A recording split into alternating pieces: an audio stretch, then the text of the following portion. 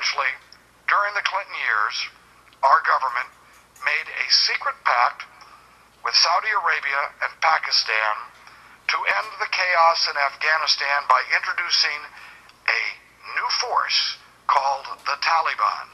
Then Commander Massoud, in the days before 9/11, when we'd been looking forward to having this meeting in his territory with the king, Commander Massoud was blown apart in an assassination scheme, of course, Taliban and Al-Qaeda scheme. And I remember then how much despair that I was in, that this great man who held such promise to be a leader of his country, like others who were killed during the war against the Russians and now the Taliban. So many young leaders killed in Afghanistan, brave men. Later on, Abdul Haq lost his life. But Commander Massoud, I sat down in my office in total despair, and I said, I've got to get control of myself. Why did they kill him? Why did they do that now?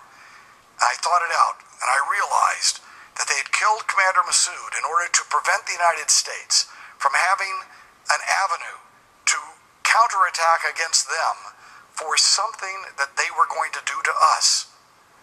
It made all the sense in the world. They were going to have a major attack on the United States, and it must have been something that was going to be humongous and cause much loss of life, or they wouldn't have gone out of the way to kill Commander Massoud, because we wouldn't have wanted to try to retaliate against them, to use him to retaliate against them for something they did to us. Well, yes, that was exactly the case. And I realized there would be a monstrous attack on the United States, so I immediately called the White House.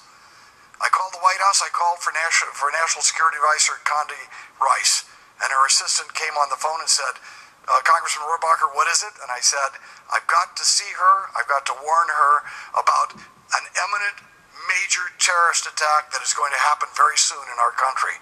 There will be a huge terrorist attack, and I need to talk to her about it and give her some details of what I think is going to happen. And the aide said, Congressman, she's talked about Afghanistan before. We know you're an expert on that, but she can't see it today. She's a very busy person. But if you come over tomorrow at 3 o'clock, she will talk to you, and I will put you on the schedule. So, I was on the schedule at 3 o'clock to talk to Condoleezza Rice to warn her of an imminent major terrorist attack. That's what the schedule says. That was the day that I was supposed to meet her was 9/11. That day, the planes began flying into the buildings at 8:45. So on that horrible day, 9/11, I understood what was happening, and I immediately began to provide information and contacts to the CIA, Defense Department, and National Security Council.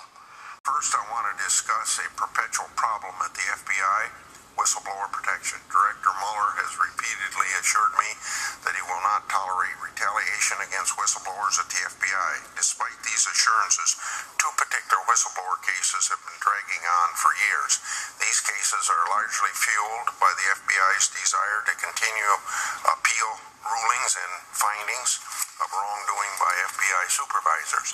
FBI agent Jane Turner filed a whistleblower complaint in 2002 when she discovered FBI agents were removing items from ground zero following 9/11.